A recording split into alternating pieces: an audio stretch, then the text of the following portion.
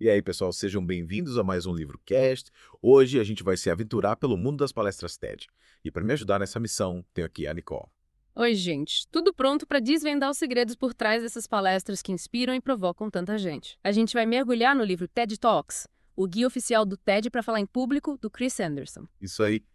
É como se a gente tivesse um passe livre para os bastidores do TED, né? Desvendando as estratégias que fizeram do TED esse fenômeno global. E olha só que interessante, o livro começa lá no início, mostrando como a comunicação, principalmente falar em público, sempre foi algo natural pra gente. Desde a época das cavernas, a gente já se reunia em volta da fogueira para compartilhar histórias. Era tipo um TED pré-histórico. Faz sentido. E essa vontade de compartilhar ideias continua mais forte do que nunca, né? Principalmente hoje em dia, com tanta informação pipocando para todo lado. O livro fala bastante disso. Saber se comunicar bem é essencial para se destacar. Total. Uma palestra bem pensada e apresentada consegue cortar esse ruído todo e criar uma conexão de verdade com as pessoas. É como se a gente usasse a fala para ativar nossos instintos sociais, sabe? Criar laços, despertar emoções, coisas que a palavra escrita sozinha às vezes não consegue. Verdade. E o TED, junto com essa explosão dos vídeos online, democratizou o acesso ao conhecimento. Deu voz a pessoas que antes não tinham como compartilhar suas ideias. Sim. E quem pensa que precisa ser um mega especialista para ter algo a dizer, o livro mostra que não é bem assim. O importante é encontrar aquilo que é único na sua experiência, na sua história. Lembra daquela história do Chris Anderson, que ele conta no livro? De como ele salvou o TED da falência com uma palestra de 15 minutos. Ele estava super nervoso, a palestra não era perfeita, mas a paixão dele pelo projeto conquistou todo mundo. É um exemplo de que a conexão genuína com a plateia vale ouro. E falando em conexão, o livro apresenta um conceito fundamental. A linha mestra. Em inglês, through line. A famosa espinha dorsal da palestra, né? Aquela ideia central que conecta todos os pontos da apresentação e se você quer o público lembra depois. Isso aí. E o livro dá vários exemplos de through lines matadoras de palestras TED que fizeram sucesso. Frases do tipo, ter mais opções nos torna menos felizes ou a vulnerabilidade é a chave para a coragem. Ideias que provocam, sabe? Que fica na cabeça. E para evitar o que o livro chama de TED organizacional, o segredo é focar na ideia principal, no lado humano da história. Nada de encher a palestra com detalhes chatos sobre a sua empresa, por exemplo. É isso aí. Ninguém aguenta mais slides cheios de texto e dados irrelevantes. O que as pessoas querem é emoção, é conexão. E para isso, nada melhor do que uma boa história. A gente é apaixonado por boas histórias desde que o mundo é mundo, né? Até as ideias mais complexas ficam mais fáceis de entender quando a gente coloca emoção, personagens e um bom enredo na jogada. Sim. O livro compara duas formas de contar a história de uma pescaria. A versão sem graça, que só lista os fatos, e a versão envolvente, que te coloca dentro do barco sentindo a emoção da espera e a alegria de fisgar o peixe. Qual das duas você acha que funciona melhor? Sem dúvida a segunda. E além das histórias, o livro também explora outras ferramentas importantes para uma boa palestra, como a explicação e a persuasão. Para explicar bem, o livro usa como exemplo a palestra do Dan Gilbert sobre a felicidade sintética, um tema super complexo, mas que ele consegue descomplicar usando metáforas e exemplos. Ele compara o nosso sistema imunológico psicológico a um artista que transforma a decepção em aceitação. Interessante. E na parte da persuasão, o livro analisa a palestra do Dan Pallotta sobre filantropia, mostrando como ele usa dados e lógica para defender suas ideias. Ele mostra como a mentalidade tradicional limita o impacto positivo das ONGs. Exatamente. Ele usa gráficos, estatísticas, exemplos reais, tudo para convencer a plateia de que as ONGs precisam ter mais liberdade para inovar e crescer. E sabe o que é mais legal? O livro não fica só na teoria. Ele dá dicas práticas de como usar todas essas ferramentas. É como um manual de instruções para construir uma palestra TED do zero. Isso mesmo. E por falar em construir, chegamos na parte da revelação. Aquele momento da palestra que pode ser a apresentação de uma imagem impactante, de uma invenção inovadora, de uma ideia revolucionária. Tipo a palestra do David Gallo, que mostrou imagens incríveis de criaturas bioluminescentes nas profundezas do oceano, né? Deixou todo mundo de boca aberta. É verdade. E o livro dá dicas de como criar esse efeito usar imagens de alta qualidade, efeitos visuais, elementos surpresa, tudo para tornar a palestra inesquecível. E mesmo que a sua palestra não seja sobre o fundo do mar, o livro dá dicas de como criar slides que sejam claros e objetivos. Nada de slides lotados de texto que ninguém consegue ler. Com certeza. Slides simples, com imagens impactantes e mensagens diretas. Afinal, o foco da palestra é você e a sua mensagem. E para finalizar essa primeira parte da nossa imersão, o livro aborda uma questão que sempre gera debate: roteirizar a palestra ou falar de improviso. Boa pergunta. Qual a melhor estratégia? O livro mostra que as duas abordagens têm seus prós e contras. Roteirizar te dá segurança, garante que você vai abordar todos os pontos importantes e que vai cumprir o tempo. Mas falar de improviso deixa a apresentação mais natural, mais espontânea, mais você. E aí o que fazer? O livro dá exemplos de palestrantes TED que usam as duas estratégias. A Elizabeth Gilbert, por exemplo, decora a palestra palavra por palavra. Já o Sir Ken Robinson prefere um estilo mais solto, mais conversacional. No final das contas, o importante é encontrar o estilo que funciona melhor para você, né? Exatamente. A gente vai voltar a esse tema na próxima parte do programa. Fiquem ligados. E aí, pessoal, de volta para a segunda parte da nossa imersão no Guia Oficial do TED para falar em público. Na primeira parte, a gente explorou a importância da linha mestra, o poder das histórias, a arte da explicação e da persuasão. E a mágica da revelação, lembra? Lembro sim, uma ótima base para quem quer se aventurar no mundo das palestras. Pois é. E agora a gente vai mergulhar nos detalhes que fazem toda a diferença na hora de conquistar a plateia. Tipo, você sabia que a gente forma impressões sobre as pessoas em questão de segundos? É mesmo. É como se a gente tivesse um radar, sabe? Que capta a postura, o olhar, o tom de voz, a linguagem corporal. Se a gente não se sente à vontade logo de cara, a mensagem, por mais incrível que seja, pode acabar se perdendo. Faz sentido. A primeira impressão é que fica, né? Exatamente. O Chris Anderson usa o termo sintonia para descrever essa conexão instantânea que a gente precisa ter com a audiência. Ele dá o exemplo da palestra da Kelly McGonigal sobre o estresse. Logo nos primeiros segundos, ela já conquista o público com um sorriso, um contato visual, uma postura confiante. Passa aquela sensação de, gente, relaxem, tô aqui para bater um papo com vocês. Isso aí. E além da postura e do contato visual, o livro também fala da importância de mostrar vulnerabilidade, de se conectar com a audiência no nível mais humano. Tipo Andrew Solomon. Naquela palestra emocionante sobre depressão, né? Ele compartilhou a própria experiência com a doença, falando abertamente sobre suas lutas, suas fragilidades. Exatamente. E, por mais contraditório que pareça, compartilhar a própria vulnerabilidade fortalece o palestrante. Cria uma ponte com o público, sabe? Afinal, quem nunca se sentiu vulnerável em algum momento da vida? É verdade.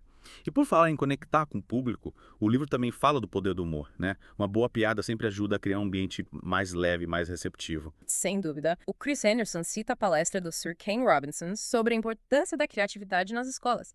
Ele já começa a palestra com piada autodepreciativa, quebrando o gelo e conquistando a plateia logo de cara. E o livro dá várias dicas de como usar o humor de forma eficaz, né? Tipo, fazer piada de si mesmo, usar imagens engraçadas, usar ironia. Mas sempre com responsabilidade, né? Nada de piadas preconceituosas ou que ofendam o público. Com certeza. O humor tem que ser usado para conectar, para criar uma atmosfera positiva e não para constranger ninguém. Concordo. E, já que a gente está falando em conectar, o livro também explora a importância das narrativas, da arte de contar histórias que cativam e emocionam, transmitindo a mensagem de um jeito que as pessoas nunca esqueçam. As histórias têm esse poder, né, de conectar com a gente no nível emocional. A gente lembra de histórias muito mais facilmente do que de dados ou informações soltas. É verdade. O livro nos leva lá para a época das cavernas para mostrar como a gente sempre usou histórias para transmitir conhecimento, valores. Era a forma de passar a cultura adiante. E essa tradição continua viva até hoje, né? A gente adora histórias, seja em livros, filmes, séries e, claro, em palestras TED. Sem dúvida. E o livro dá dicas de como construir uma narrativa que funcione. Ter um personagem principal que a galera se identifique, criar momentos de suspense, usar detalhes que despertem a imaginação e, claro, ter uma mensagem central, uma lição que você quer transmitir. Tipo uma moral da história, né? Isso. E o mais importante, a história precisa ser autêntica, verdadeira, nada de inventar coisas só para impressionar. Senão a galera saca na hora, né? Exatamente. E, além das histórias mais tradicionais, o livro também fala das parábolas, aquelas histórias que usam metáforas para passar uma mensagem. Ah, entendi. Tipo, usar uma história fictícia para ilustrar um conceito da vida real. Isso aí. O Chris Anderson menciona a palestra do Lawrence Lessig, um professor de direito. Ele usa a metáfora de um país fictício chamado Lesterlândia para criticar a influência do dinheiro na política. Uma forma criativa de usar a narrativa para falar de um tema complexo, né?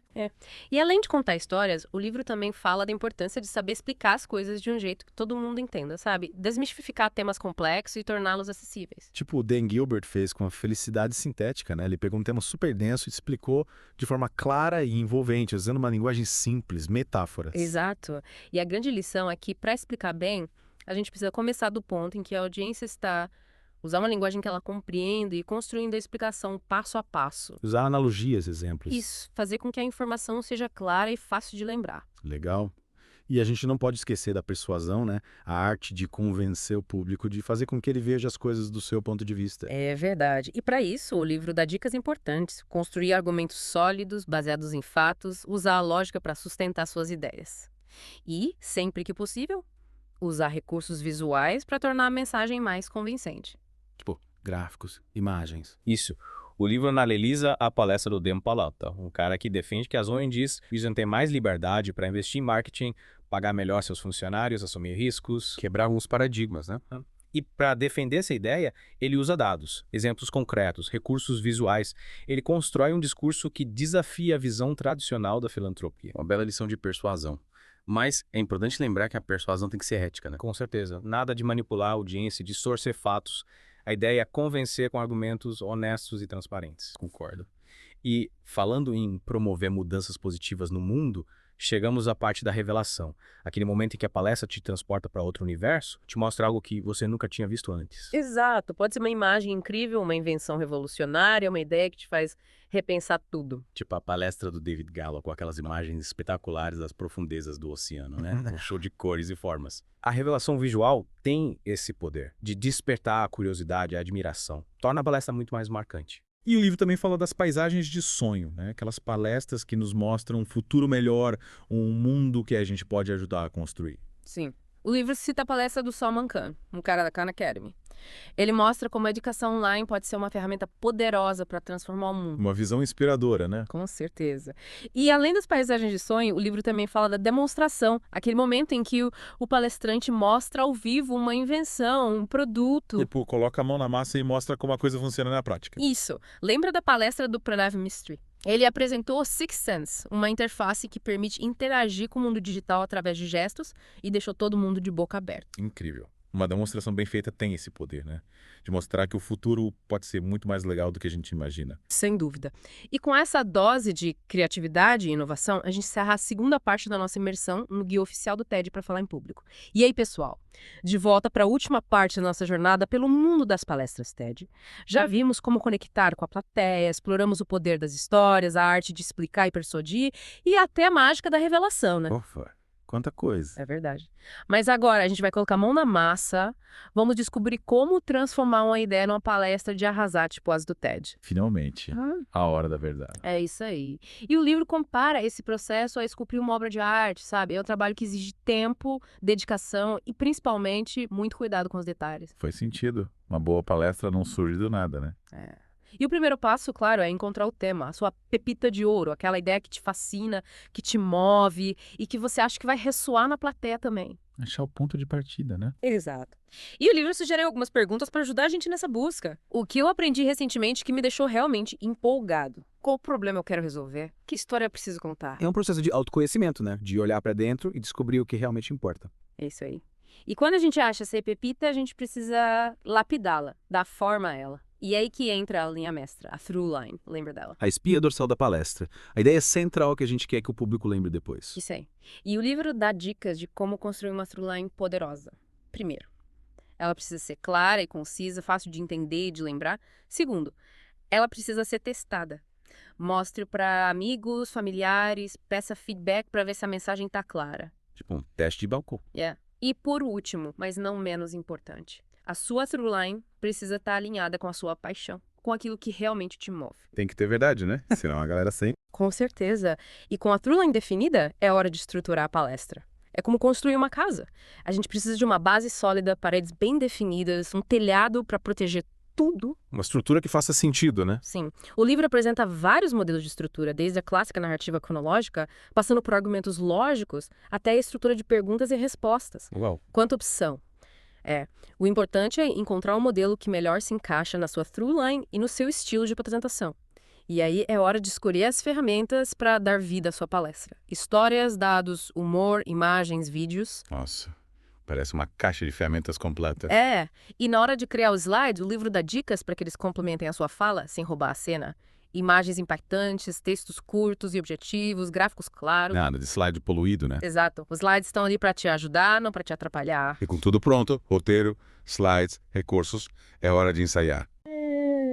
E não é só falar palestra para o espelho, não. O livro sugere gravar os ensaios para analisar sua performance, pedir feedback para as pessoas e, se possível, ensaiar num ambiente parecido com o palco do TED. Para se acostumar com as luzes, o som, a energia do público. Isso aí. E claro, o livro também fala sobre como lidar com o nervosismo. Afinal, quem nunca sentiu aquele frio na barriga antes de uma apresentação? Normal, né? Faz parte. O Chris Anderson desmistifica o nervosismo, mostrando que ele é natural e que, se bem canalizado, até te dá mais energia. É tipo transformar o mês em combustível. Exatamente. E o livro dá dicas para controlar nervosismo. Respirar fundo, focar na mensagem, visualizar o sucesso da apresentação. E lembrar que o público tá ali pra te ouvir, né? Pra se conectar com a sua história. É isso aí. E quando o grande dia chegar, lembre-se, vista-se confortavelmente, seja você mesmo, mostre a sua paixão pelo tema e se conecte com o público. Simples assim. No final das contas, o TED é sobre compartilhar ideias que importam, que inspiram, que transformam. É sobre fazer diferença no mundo, né? E para a gente finalizar essa jornada, o livro nos deixa com uma pergunta. O que você faria se soubesse que não pode falhar? Uau, que pergunta poderosa. Né? É um convite para a gente ousar, sonhar grande, sair da zona de conforto e usar o poder da comunicação para mudar o mundo. E com essa mensagem inspiradora, a gente encerra a nossa imersão no guia oficial do TED para falar em público. Esperamos que vocês tenham gostado. E que aproveitem todas as dicas para criar palestras incríveis e memoráveis. Afinal, a faísca da comunicação está dentro de cada um de nós. É só acender e compartilhar sua luz com o mundo. Valeu, gente. Até a próxima.